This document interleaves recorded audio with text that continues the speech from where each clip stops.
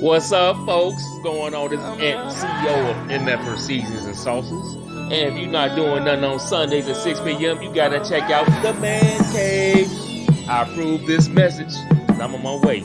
Check them out every Sunday, 6 p.m. The Man Cave. Yeah.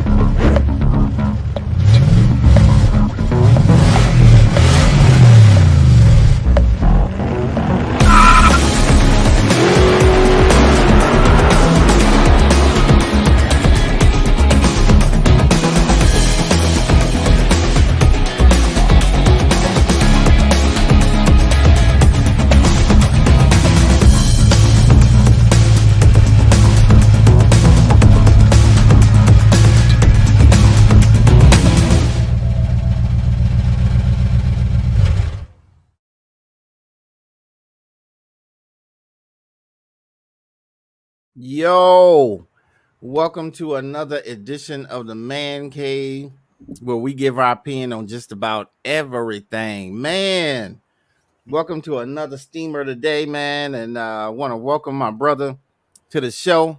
My brother that's always faithful. Brother Kelly is in the house. What's going on? What's going on? Hey man, I wanted to tell you again. I told you off air, but I'll tell you on air, man. I sure appreciate your sacrifice. I know you've been working, brother. Been working day and night, like Michael Jackson said, and I appreciate you giving up your time, man. No problem. No problem. Yeah. So today, what's up, Matt? What's up, Matt? Okay. So today, though, Kelly, we want to talk about um improving black neighborhoods.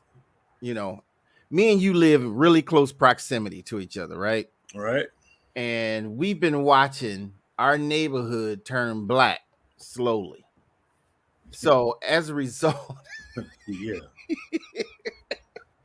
as a result of it turning black, we got to put some precautions out there so that it don't become the ghetto. You know what I'm saying? Yeah, I agree. Yeah. So this is why, and I'll tell you why I came up with this idea. A couple of days ago, a guy comes on my porch and he is like frantic.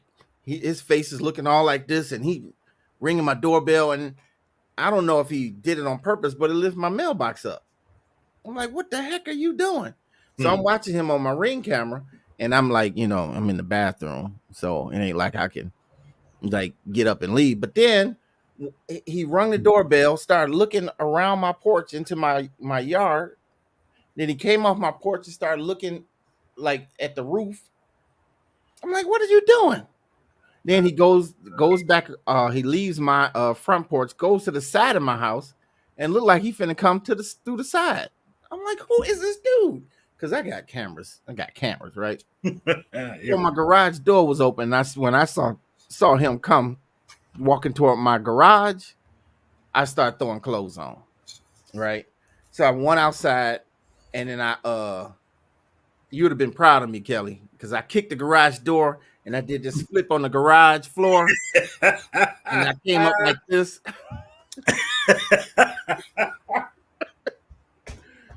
But he was gone. So, but eventually he came back. But all he wanted was to find out who owns the dog that he caught in his yard. But it's like, that was such a strange way to do that, man. Mm-hmm. You don't have to do that. You don't have to do that. All you had to do was kind of, call the police or whatever, but you knocking on everybody's door, and it was pouring raining.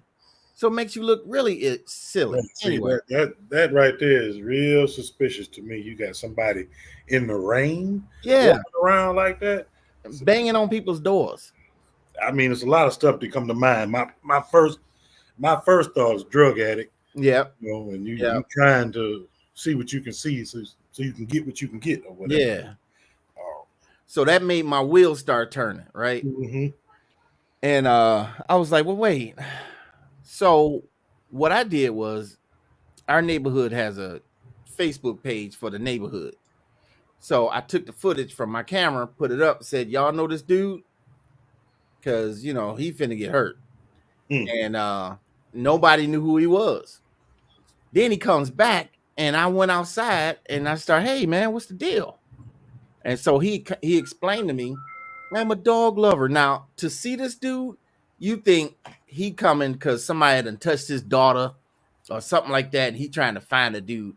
Mm-hmm. He had all that angst and vigor and attitude because he trying to find who owns a dog. And had I came out, with the Bruce Lee stance, Mm-hmm. it would have went something different. But I came out to talk to him. Right. He explained what he was doing. He was over the top. He was creeping people out, but he meant no harm. Problem solved. So it got me to thinking, what can we do? What can we do to further protect our neighborhoods? Because we got some neighbors, man, from freaking outer space. I think I've noticed. I was coming home from work one day, and I was coming from off of Inkster, back up that way. I'm riding, and I'm driving that old car of mine. So it take up the whole block. It's wide. Yeah. Why is it this got to be fairly young cat? I'm gonna say early 20s, maybe something other like that. He riding a bike and he riding down the middle of the street. So me, I'm ignorant. I'm not gonna move. Your ass don't supposed to be on the street no way. Not on your bike. So I just keep going. And then, he kind of moved over a little bit and looked at me. So I turned around and I looked back at him like, okay, what's your problem? Yeah. So he all the way at the other end of the block looking back down here. And I'm down here looking back down there like, okay, what's up? What you want to do? It make that made no sense to me. Right. There's got to be somebody new around here because I done seen this cat 3 times. Yeah. That was one of the 3 times that I've seen him. Yeah. So yeah, and I ride the neighborhood. Yeah. Time to time. I'll just be out here cruising, in the evening. I'll have me a drink or two or whatever. So just ride around and see what's going on. Yeah. But that's uncalled for. So yeah, a lot of awareness to me has been brought up within the past few months. Yeah. Here recently. Yeah. So go ahead. I don't know. I don't know what we can actually try to come up with other than, like I say, we ride the neighborhood from time to time because I know I do. Yeah, If I see something that don't look right, I am going to say something. I'll make a phone call, call a cop, call somebody. It don't matter. Yeah. Maddie asks, are they casing the neighborhood? People you saw? That's a good question. Yeah. I mean, if they are, they better be very careful of where they, they times. Right. And where in whose house they casing, because you can run across something that you really don't want to see. Yeah, exactly right. Exactly right. So let me say this. Before we get into what we can do, let's find out how we got here. And I'm talking about Black people. How do we get in the neighborhoods that we are in now? Because there's a reason why we're here. And there's a reason how we got here. And so I want to there is a let me see. I'm looking for it now. And then here it is. So there's a reason why we got here. And I'm talking about our city, Detroit. This is the story of how Black people got here and how we spread throughout the city. It's gonna take a minute to load though. According to Crane's Detroit Business, Black people currently comprise 79.1% of Detroit's population. More specifically, 532,425 people, giving Detroit the second highest Black population in the nation behind Jackson, Mississippi. But what happened to the city that Southern Blacks once migrated to? What happened to the neighborhoods? So let's look at how it all began. After slavery was abolished in Canada in 1834, Canada became a target land for freedom. Led by Harriet Tubman and many other abolitionists, droves of Black people escaped the South en route to Canada, where it was written in their law that even if a slave catcher caught a slave in Canada, they could not take them back to the United States. After the Emancipation Proclamation in 1863, which outlawed slavery in the United States. An even greater number of black people headed to Canada, but a lot of them settled in Detroit. The black population grew to 4,000 by 1914, and by 1930 it swelled to 120,000. With the introduction of the auto industry and Henry Ford's $5 a day wages, black people came from everywhere to make that dough. But housing became a problem for black settlers because not only did white renters refuse to rent to them, but they were relegated to small, impoverished communities. With overcrowding becoming a problem, the government proposed a solution: projects. As projects were being built, the white community had no parts of it. They began moving out in droves. The largest of the projects were the Brewster Douglass projects. The area where blacks were relegated to live became known as Black Bottom. It was called that because one, black people lived there, and two, it was considered by whites to be the bottom as far as living conditions. But the black residents made the best of it. They built stores, places of entertainment, and even a clinic. Not to mention, many Motown recording artists grew up there. By the 1940s, Black Bottom became a place where black people rarely sought the assistance of the white community, aside from employment. Enter Republican Albert Cobo, who was mayor of Detroit from 1951 to 1957. He opposed public housing being spread throughout Detroit. In fact, while running for mayor, Cobo pledged, "It will not be the purpose of this administration to scatter public housing throughout the city just because funding is coming from the federal government. I will not approve federal housing projects in the outlying single home areas."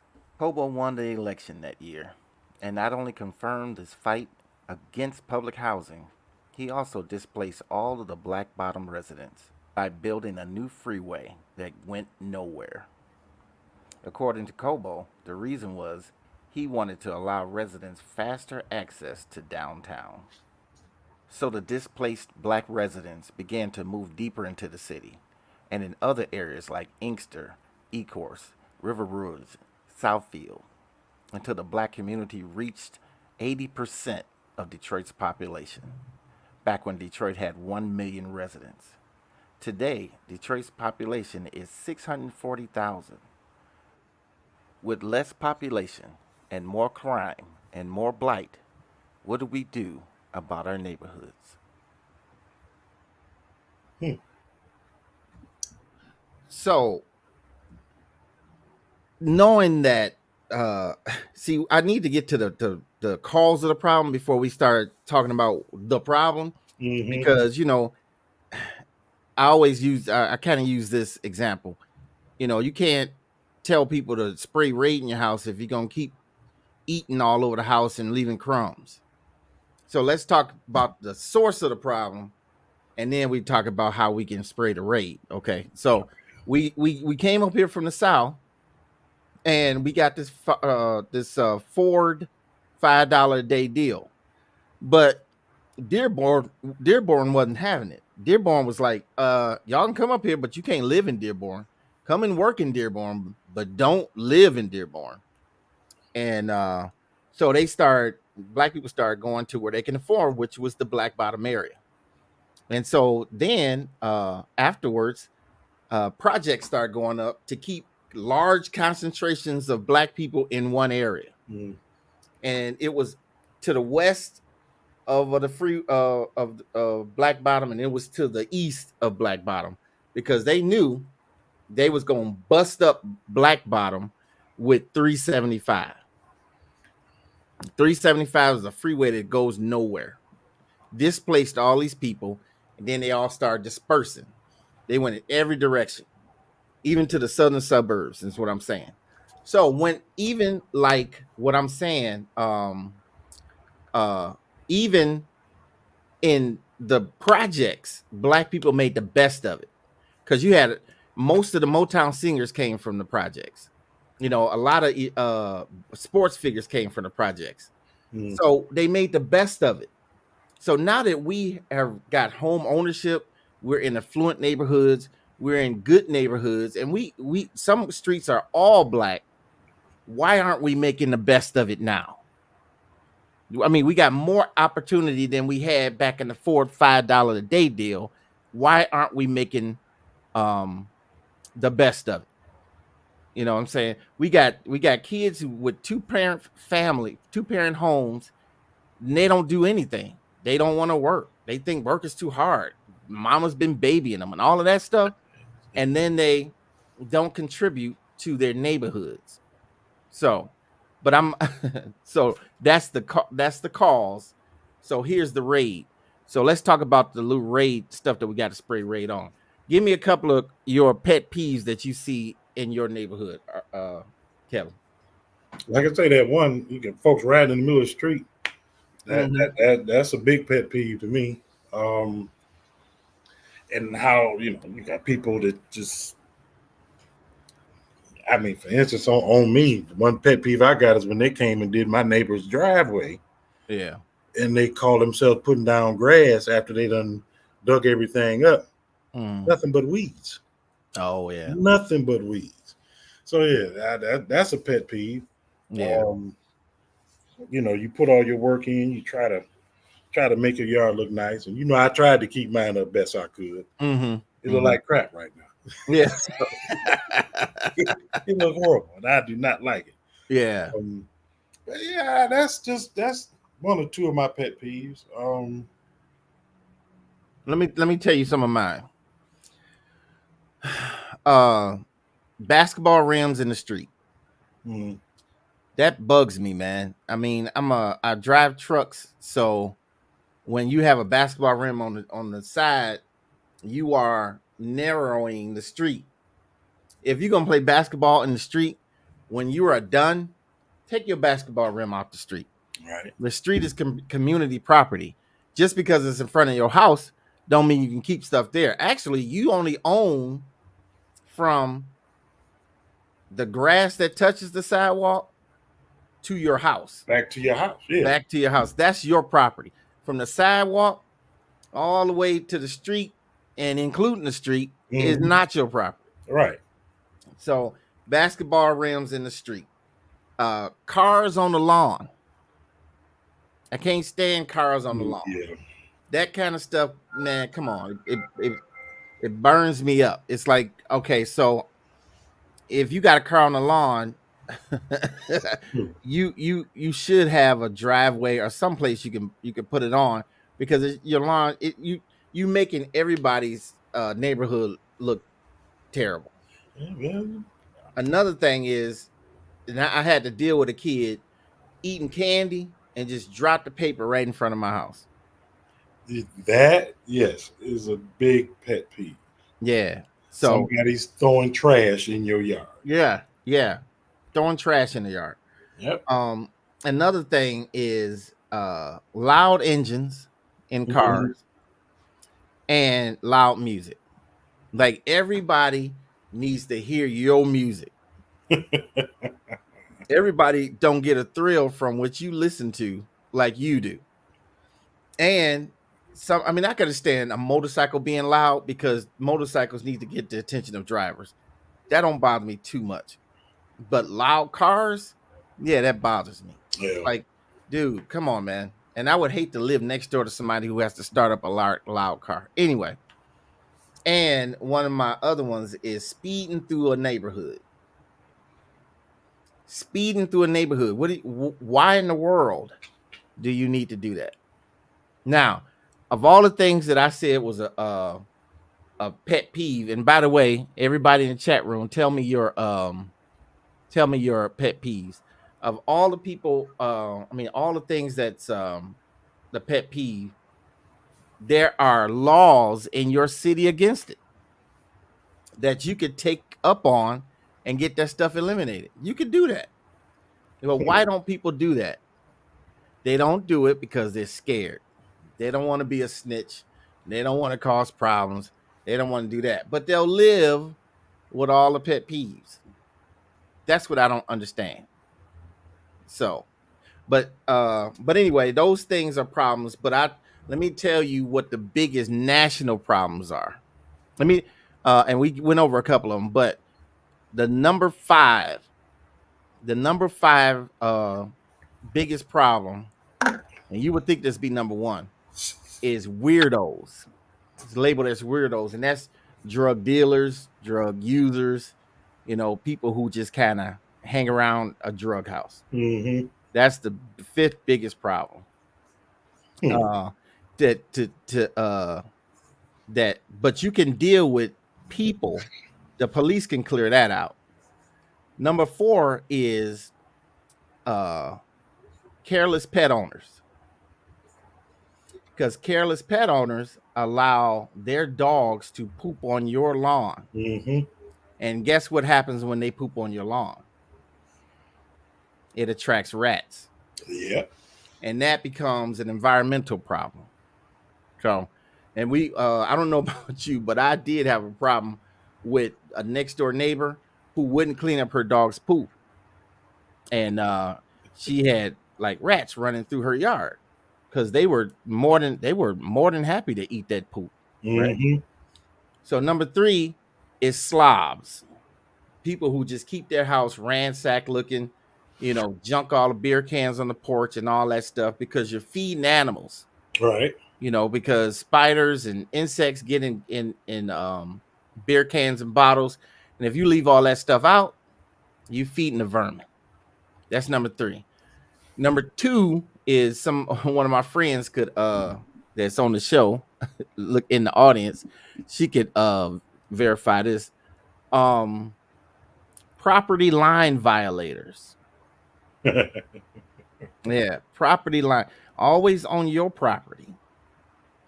And when they on your property, they leave their stuff on your property. Or let's just say you have a property line like you do, and you have to share a patch of grass. Mm-hmm. So, you know how that's gonna go. That was my biggest pet peeve. Because one person don't want, because you put some nice decorative lights on your lawn. Yeah. Right along the line, didn't you? Mm-hmm. So what happened with that? Well, I'm in the process of taking that up now, but mainly because I was going to switch up anyway. Mm-hmm. But I just decided to take him down. Plus, because he's no longer there anyway, and I hate to be that. I hate to be that way, but it was just nagging me that you're cutting my grass and you're cutting it inches lower than what I would cut it, and so now you're burning it out. Yeah. So that's when I decided to try to put those lights up there. Mm-hmm. It worked for a little while until the weeds start growing up and all of that. So I'm like, okay, we're gonna do something a little different. Yeah. Eventually, I'm gonna have it cemented. That's gonna end it all. That's gonna end it all. That's my goal. I'm gonna have it cemented, and I'll use it for something else. Yeah, I hear you, man. I hear you. I'm trying to less grass for me to cut. So. Yeah, right. I'm trying to picture that area with no grass. You're gonna have a wider driveway. Yeah. So EW says, "Hey y'all, one of my biggest is parents not paying attention or taking care of their children. Man, it's always, even coming up, it's always one family with some brat kids. Some bad ones. There's all the kids bad. And when the school called, the mama cussing out the school. We had a couple of houses like that where I grew up on the east side, and it was horrible. So, and like I say, man, when my kids were school aged, it wasn't a thing for me to get into up in the kid's face. Yeah. And I'll be like, hey man, look, I will hurt you. Little kid. And and I'm really trying to let him know that I'm really serious, but I want you to stop at this warning. Yeah. Don't make me really hurt you, because as soon as you mouth off to me, you step into a man and welcome to my world, and you ain't gonna like it. I know what's gonna happen. I'm gonna have to meet your parents, and then they gonna be mad at me, and then we, either we go talk it out or we not. But I remember this one time, and I'll keep this quick. this kid tried to bully my son, and I told the mother, I said, if I see your son, I'm bullying him. And so she was like, no, no, not that, no, we can't have that. We're not gonna have that. Okay. Well, your son bullied my son, so I want him to know what it feels like. No, can we just talk this out? No, I never saw that kid again. Really? Never saw that kid That's again, man. good. That dude used my house was kryptonite. He was like, skip it. Stay away. Yeah. Stay away. So Maddie says, you and Kelly mentioned all my pet peeves. Maddie has a beautiful house, man. She keeps it nice. She got flowers everywhere, Yeah. freshly painted. And I can understand how a house like that, and her house stands out. Mm-hmm. Her house stands out because right next door is freaking the Addams family. It's just it's terrible, man.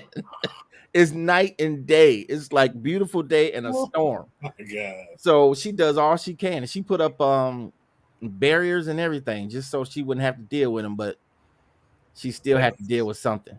That's sad. Yeah, it is. You really So can't enjoy what you got. Yeah, so this show is kind of like dedicated to Maddie because Maddie, you your city has ordinances for barrier property violators. You know, so you can go and find that out with your city. So I'm gonna shift over to the improvements that we can make. The improvements right now. Now, number one thing is the men in the neighborhood need to make their presence known. Like you said, Kelly, you drive around just to see what's going on. Because I think people that are close by who don't live. So why would somebody who don't live here steal around here? Right. You just make yourself easier to catch.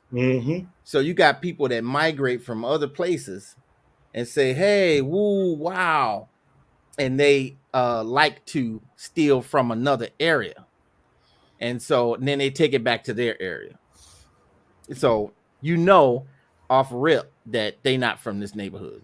Right. Another thing a rat does is they like to pick a time where they think that you're asleep, 3, 4 in the morning. You know, all that kind of stuff. Because I remember my son got his wheels taken, and it was on the side of the house, and it was 3 in the morning. But the thing is, and this is how we played this. This is one of the improvements. We have cameras that face this way. I got a neighbor who got a camera this way. It's like all angle cameras, like 360 cameras in that area. The problem was it wasn't lit enough to get the license plate. But you can see the build. They were 2 black skinny boys. They apparently driving their mama's car, and they took the wheels. So now my thing is, I got 2 things. I can go to the city and say, what can we do to light up this corner? Because this is what happened. We need to light up this corner. And what is the police force looking like at 3, 4 in the morning? And how can we change that? And so we got this thing called Coffee with a Cop. Like every month or so, you can have coffee with a cop and ask all the questions that you want. Now wait a minute, I did not know that. Really? You didn't? No, I didn't know that. Yeah, Coffee with a Cop is very famous, man. Them meetings are full. Ah, yeah. Because I can tell you where a cop is at 3 o'clock in the morning, because that's when I'm on my way to work, pretty much. Oh, what are you? Sitting right there in a 7-Eleven parking lot, and it's a Livonia cop. It ain't even a Redford damn. Oh man, he's sitting there chilling, waiting to pull somebody over at 3-something in the morning. Man, you gonna go somewhere? So EW says they found out that there was a ring dropping people off at night to steal from unlocked cars in our community. Oh, okay, I see. But that brings up another point, because the Coffee with a cop said this: why would you leave your car unlocked? I agree. I totally agree. Do you feel that safe that ain't nobody gonna mess with nothing? And a lot of the times, thieves like to steal when it's easy. Mm-hmm. They go and check doors just to see if it'll open. If it opens, half their job is done. But if they got to get in it, that's more time that they have to be in a scene that they don't want to be in. Right. So yeah, that's the deal. Unlock cars, that's a crazy thing. Unlock cars. So the other thing is organize a block club. Now we don't have a block club, but we act like we do. You know what I'm saying? We know everybody because we could stay connected through the little Facebook page and all that. But we talk. Did you see this? Did you see that? Who was that? Like when the guy stole my son's tires, we got 5 different camera angles of this dude. Mm-hmm. But since it was so dark on that corner, we couldn't get any information off that car. But we caught them. We know what they look like. But going to find a tall, skinny black dude with short haircut, you talking about what 75% of the city, Yeah. and all of the NBA. You know, so a block club, that would be a great idea. That would be a great idea, and I'm actually looking into that, man. I don't have the time to do it or nothing, but still, I like the idea of having one. That'll be good. So you can start. I mean, I think you can start with the police station. Yeah. Start it up, get it that way, and then door to door. Oh yeah, definitely. Yeah, that wouldn't be a bad idea. Yeah, and I think people can carve out some time to meet and do things like that. Now we just lost a neighbor. His family's expanding. Mm-hmm. They just bought a new house, but he was very instrumental in tying everybody together, especially at Christmas time. He's the guy responsible for decorating the street and all that. Oh, okay. Yeah, good guy, man. But he's leaving, so now it's kind of a way to we gotta replace him. But yeah, organize the block club is very important. You get to know your neighbors. You get to see what kind of neighbors you got. The ones that's going to be instrumental, the ones that are not going to be instrumental, and all that. And then that way, if you got a family who got terrible kids, you could deal with them whether that family is inside or outside the block club. Right. One of the things that I like though about our neighborhood is that we have created a culture in our neighborhood that you ain't just gonna come in doing this and that. Because I had a neighbor, they moved in, they were happy to move in, they had a party, started like at 10 o'clock, and this is Saturday night, and I got to go to church the next morning, right? So they having a party and they screaming and yelling. It's like, yeah, okay, cool. I'm expecting this party to end like 12:31 like that, just out of respect. 4 a.m. later, they still screaming. And I'm like, oh, no. And police came and they were like, take that party in the house or shut it down. People got to go to sleep. We ain't just here to listen to y'all. And I didn't mean to be, I didn't mean to bust up your party, but dog, people got to sleep. You don't own the outdoors. Right. So, yeah, that's what that's what I did, man. So the other one is keep your yard up. This is one of the simplest things you can do is keep your yard up. Now, Kelly, when I see you out there doing your yard, man, it motivates me to go get my son and tell him to cut the grass. But you keeping your yard up though. Yeah.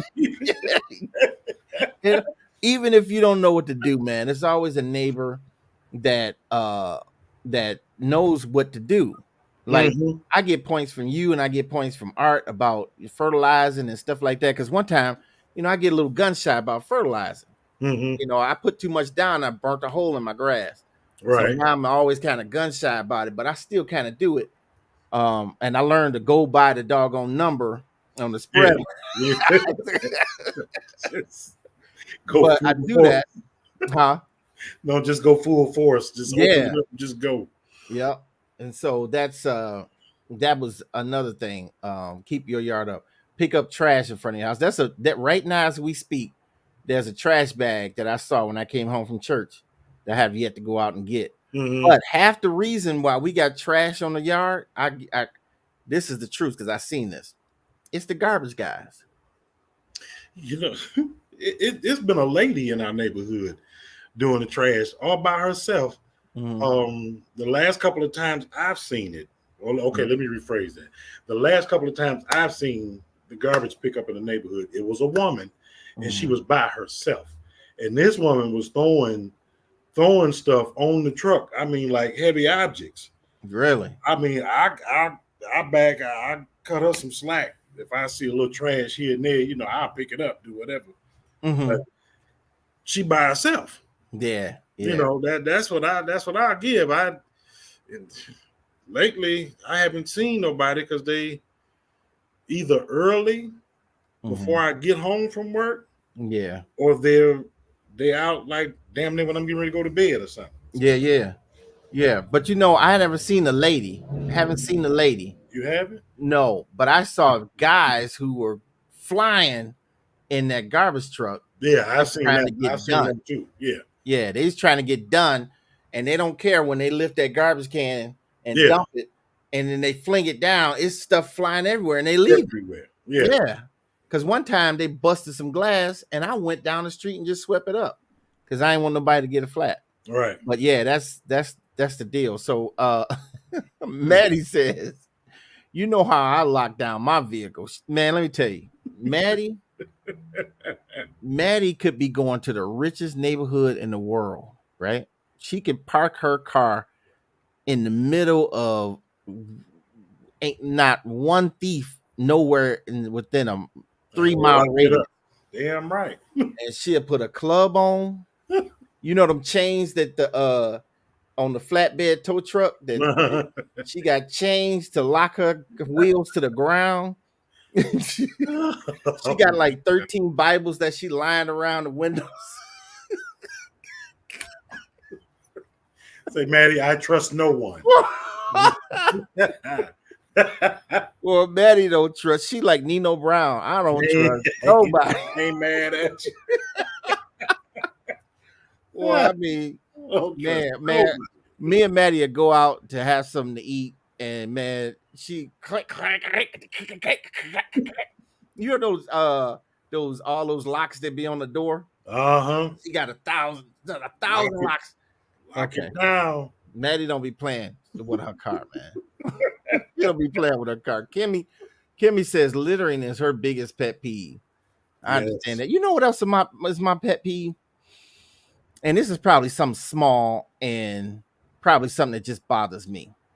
And I know people do it, but people don't do this correctly. Let's just say you walking down the street and somebody just spit on the sidewalk. That bothers me. Now, my thing is because where I work, there's a walkway. You got to walk through the walkway to get out the door, and it's about this. It ain't that big, so everybody's feet has to touch down every on this whole area in this small walkway, Mm-hmm. and this guy's spitting down there. I don't want to walk on. I don't want to step in that, man. Right. Spit in the grass. I They're now I in got the to walk through grass. this. I had to walk through this. Now I got to go get in my car. Yes, I'm taking your spit, your saliva in my yes, car. yes. No, you're not the only one with a pet peeve of that. Oh, why don't you ever think that nobody wants to step in that? And they just keep walking, talking, spit, just keep talking. Mm-hmm. It's like where's your mama, man? God. So anyway, that goes back to a pet peeve. But we had to call this dude out one time, and he's like, I ain't dirty, I ain't got nothing. That's not even the That's not point. the point. Yeah, it's not the point. It's just sanitary stuff. Yeah. So EW says liquor stores every 5 feet is my biggest one. That's a good one. I'll give you that one, EW, and I'm a drinker, but I do not want to see a liquor store every corner. Yes. That causes so many problems in neighborhoods. I mean, Yes. you got people that like to hang out at liquor stores in the parking lot, you know, and then you got your elderly people that go into these stores to get whatever they're going to get at that point. Yeah. And now they feeling nervous, threatened because you got all these bums out here in the parking lot and around surrounding the liquor store. Yeah. Yep. No, I hate that myself. I do too, man, because you don't know what's going on. And you can go to your city to see what is the proper distance between liquor stores supposed to be. They got rules like that. And some of these stores like to do this. They'll open up as a convenience store, like a 7-Eleven, and then get a liquor license. So they were like, well, I'm already here, you know, blah, blah, blah. And that becomes the new liquor store. But, you know, now with the 7-Elevens, it's supposed to be. They are not supposed to sell liquor if they are within a certain distance from high schools, from schools, period. Yes, so, right. I don't think this one up here by us sells beer. I don't think they sell alcohol. I ain't been in there in so long. No, I don't think it sells alcohol at all. Yeah, I think they sell. Do they sell beer? I could be wrong. I never been there just to see. Yeah, I never even go in there to buy nothing. Really? Nope. I mean, if I go in there, it's just that, oh shoot, I need to go use the ATM or something like that, and I rarely do that. And I cut that out up there. Yeah. I don't. Yeah. That's why I ain't been in there, because that's all I used to do was get the ATM. Yeah, that's it, because it didn't have a fee. Yep. Yeah. But if you notice, now that I'm visualizing the high school, the city did a good job of keeping that away. Yeah.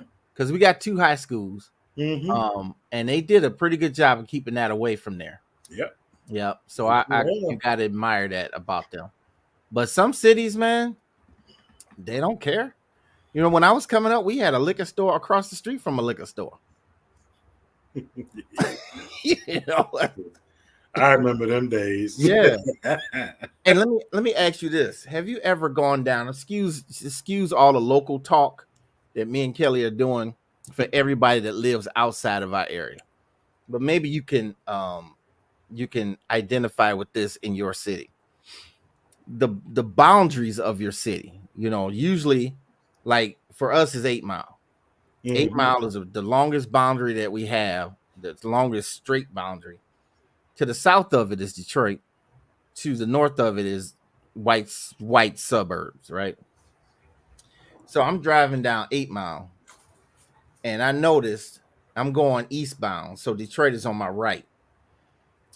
And all of the strip clubs, all of the liquor stores, all the shady gas stations, all of the swap meets, all of the low count businesses are on the Detroit side. Yep, on the south side of 8 Mile. Yeah, that's right. You look on the other side, it's auto parts stores, it's hardware stores, some whole bunch of stuff that is productive. Couple dealerships, yes. Yeah. All kinds of stuff that's productive, and it makes that side of the street look good. I can give you 2 liquor stores that I know of on the other side of 8 Mile. One is Oak Park, one is Southfield, is it? Yeah. Might be Southfield. Yeah. Yeah. Other than that, that's it. That's all that's on that side. And that's from like, let's say, Wyoming coming back our way. Yeah. I mean, it's a several mile stretch where you see the same theme. Yeah. It's the same theme. And it's like, how is it that Detroit that hard up for money that they just kind of give these people these space? Because the other side, they're not having it. Is it hard up for money, or just easy to get, easy to be able to open up something like that? Yeah, you're right. That's a good question. I don't think Southfield ain't gonna allow you to do all that shit. Yeah, right. So EW said she didn't know that about 7-Eleven, about the alcohol. And Kimmy said, yeah, because I don't know where all this Michigan talk. She's like, hold on, correction. I don't know anything about this Michigan talk. She in the South. Oh, good place. Yeah, well, not according to her. According to her, so many people from Detroit that moved down there and kind of messed up the old. They done ruined it for Yeah, you. they ruined it, man. And so, and I can't even argue with her because it's true. I mean, they so overpopulated with non-natives that their own culture, the culture that she grew up with, is non-existent. Wow. Yeah. Wow. So EW says,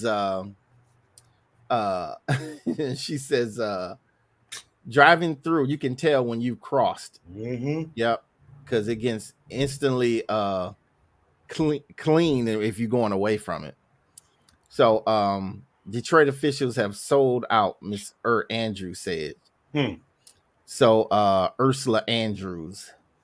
So the other one is, then this is something that's kind of becoming taboo because of the recent police killings of innocent Black people. Get to know a local policeman. You know, some Black people are leery of that. You know. Yeah.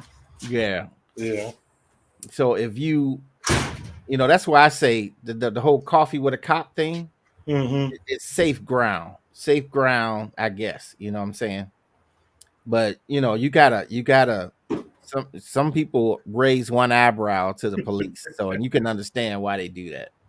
But if you get to know a policeman, you know, you kind of diffuse that confusion, that ambiguity, that fear of you may pull something out if I have a rapport with you. Right. So I did that in Detroit, right? When one day I got a ticket and I was gonna fight it, but the reason I thought was it wouldn't fly in court. So I saw two cops sitting down at Kentucky Fried Chicken one time. And I just went over to where I got a chair and sat down with them. And they stopped chewing and was looking like this. I said, hey, I just got a question, man. I got one question. I got a ticket. I got a court date. But here's the reason for the thing I did. And then he was like, okay, well, why don't you just go in there and say, you got three options. You got responsible, not responsible, or responsible with an explanation. Why don't you go in there and do responsible with an explanation? And I really should have did the not responsible because the cop didn't even remember giving me the ticket. Damn, you shot yourself in the foot. Yeah, right. But at least the cop helped me. But he was really like, you know, wondering why I'm coming up to him while he eating. But yeah, I still say that kind of thing. So Ursula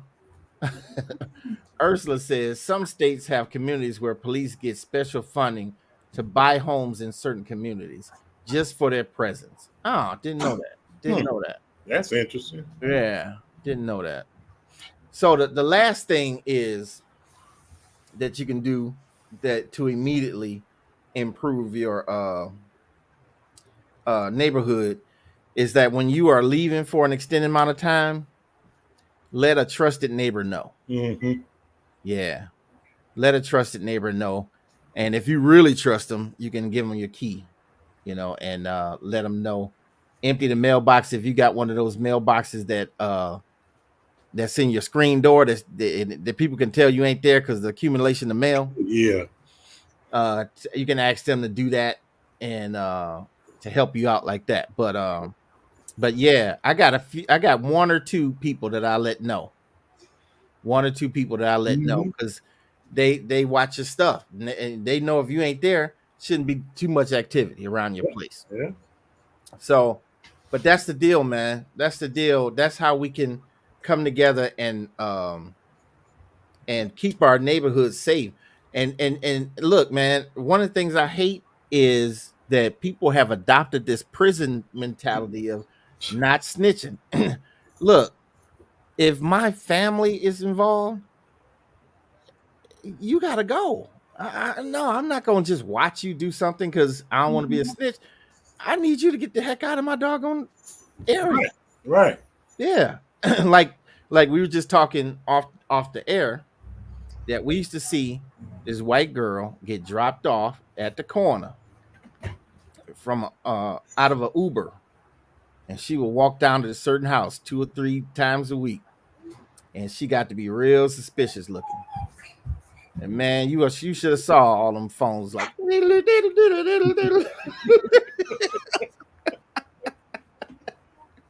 So, but yeah, that's a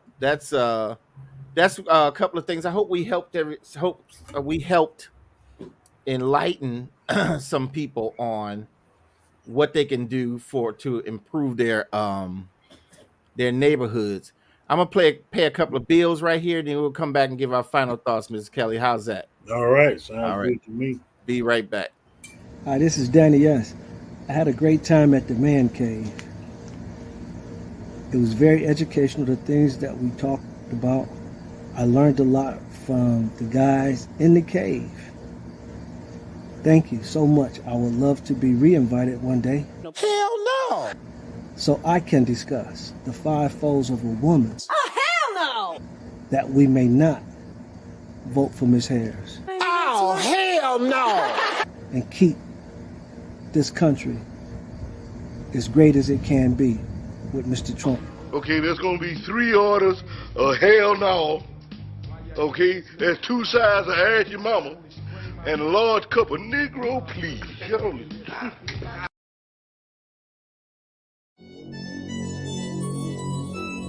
What's up, folks? What's going on? This is CEO of MF Seasons and Sauces. And if you're not doing nothing on Sundays at 6 p.m., you gotta check out the Man Cave. I approve this message. I'm on my way. Check them out every Sunday, 6 p.m. The Man Cave. Yeah.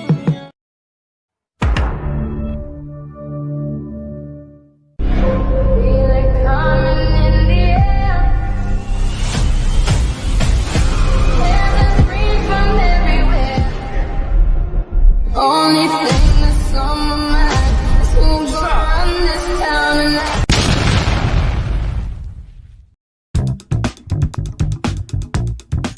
Looking for good homemade cuisine at a reasonable price for your next event? Well, look no further. Hightower Catering. The best caterer in the city is just a dial away. Hightower Catering. Let Chef Hightower and his staff bring good food and good moves to your next social event. Hightower Catering. Hightower Catering has a wide array of cuisine made by his own special seasonings. Hightower Catering does it all. Call Hightower Catering today.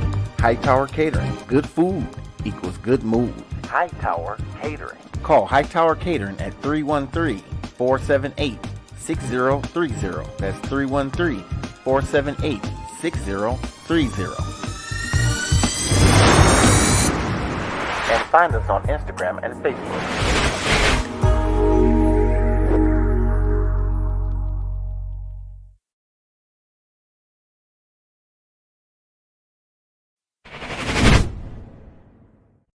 That's right. The Man Cave got sponsors, y'all. We got sponsors. This show is brought to you by MF Seasonings and Sauces.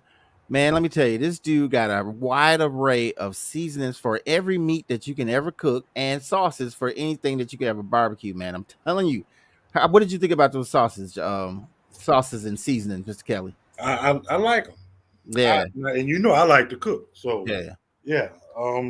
Matter of fact, I'm gonna be using it again tomorrow. yeah. I'm gonna use mine tomorrow too, because I think I'm gonna throw some burgers and dogs out there. Yeah. So hit up Mr. Antoine at mferonline.com. So look, and the I meant to put that up while I was there. Mr. Antoine MF for Seasonings and Sauces, and my nephew, the catering master. He has his own seasonings as well, and he caters every event, big, small, don't matter. This dude is a master caterer. He's been cooking since he was 7, 8 years old. So you can check him out at Hightower Catering LLC, and I think hightowercatering.com. Yeah. So Kelly, we finna wrap this up, sir. Okay. I want you to tell me what your hold on, let me hit this real quick. Maddie says, side note, I could tell the demographic was changing when my son accidentally set off our home alarm and the police showed up to my home in 5 minutes and asked for my ID. Ain't that about that? I hear you, Matt. I hear you, but at least they came, because I could tell you some stories with mine. They never came. Didn't show up. So Kelly, give me your wrap up, man. What you thinking about?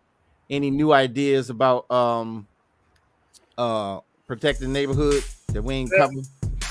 I mean, I'm on board with you as far as the starting a block club. I think that's going to be one of the best ways, maybe the only best way to do it.